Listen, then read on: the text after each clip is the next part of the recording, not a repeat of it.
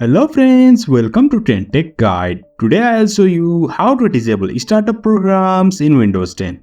If you are new to our channel, don't forget to subscribe. So let's start.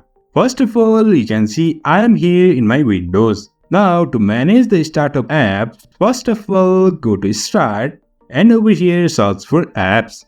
And on the top you will find these Apps and Features. Click on this and you will reach this interface. On the left you can find different options.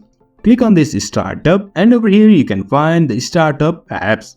Now you can see those which are on means they are turned on automatically as soon as we start our computer, so that our computer becomes lag or it's very slow as compared to the time we bought it. We install several apps and they start on startup and the startup time gets a lot longer and we feel that our computer is very slow. To fix this, what you need to do is just tap on this toggle and we can turn off them. I'll turn off few from here. Now we can see here is Canon scanner. I'll turn this off, and also here is Canon utilities. I'll also turn off this. You can just turn off which you think are lagging your computer, and that's it. In this way we can disable startup apps in Windows 10. So if you find this helpful, don't forget to subscribe.